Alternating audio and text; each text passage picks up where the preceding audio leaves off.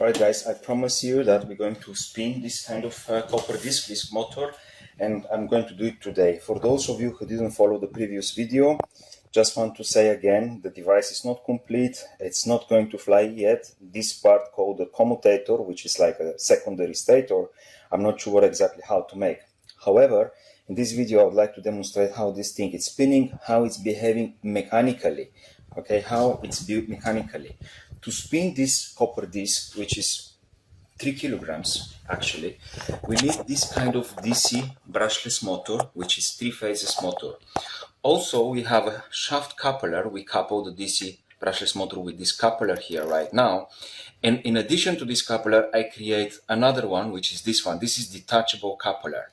In a sense, if we achieve the resonance and the fields are compatible, I can push down this kind of platform, and this motor can detach from the shaft, from the disc, and we can have, you know, this kind of sustainable motion from the electromagnets and from the stator. So this is how this platform is designed to work. Once we achieve the resonance and good RPMs and the fields are compatible, I can press this thing down, and then we can detach the motor because we won't need it anymore. As you can see, this is acrylic rods. This is not the best way to do it, but it's doing the job for now. It's kind of working until we figure it out if we are in the right path. Now, this brushless motor, this DC brushless motor, it's 3 phases, and the model is P60 for those of you who wants to experiment. The brand it's T-motor, and it's working with this kind of electronic speed controller, which is EAC. Okay, this is very powerful stuff. It's taking DC, positive, red, negative, black, and it's making 3-phase 600 Hertz. But in order for this thing to work, it needs to communicate. It needs this kind of receiver, this kind of antenna, small antenna, and this kind of antenna also, it needs to have its own power supply, which is this kind of battery. So the battery is connected to a switch, so I can switch on and off this antenna, and right now the antenna is powered because it's on here. And then I'm going to put also a little bit of DC power inside the controller. I would like to demonstrate for those of you who wants to experiment with that the controller right now, let me show you, it's going to create some kind of sound, okay, which sound it's going to tell us.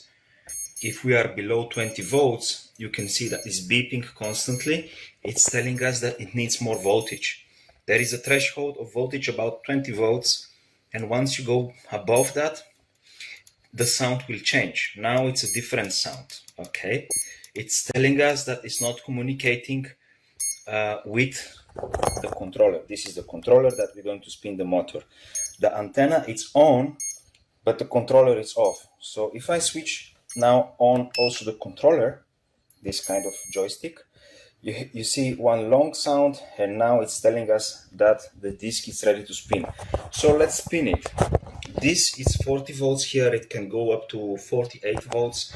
The speed controller is very powerful. So I'm going to push this up, and the disc it will begin to spin, so you can see how it behaves mechanically. But another thing to say, that this thing to be stable, and in generally speaking, I'm envisioning this with another one polycarbonate sandwich on top and with another one bearing, because right now there is only one bearing underneath.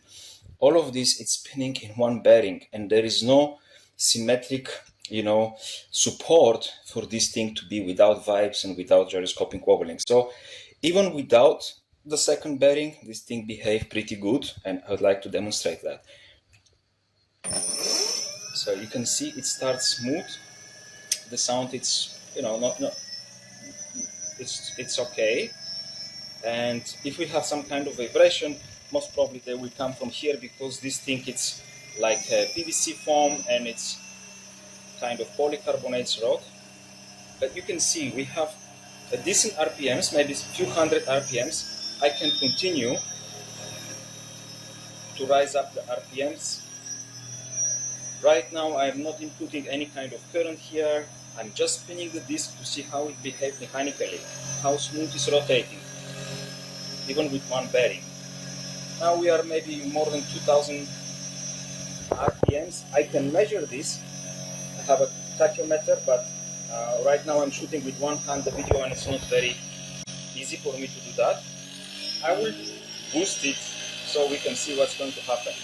It's vibrating a little bit, but this is the platform itself.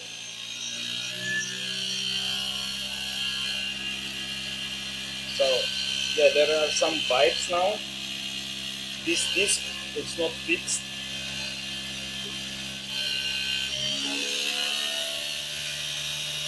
You can see now it's pretty high RPMs. The disc here is not fixed.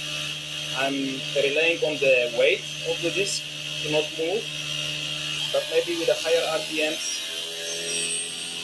you can see we can spin this with 8,000 RPMs, and it's going to be pretty stable. I'm going to stop it right now.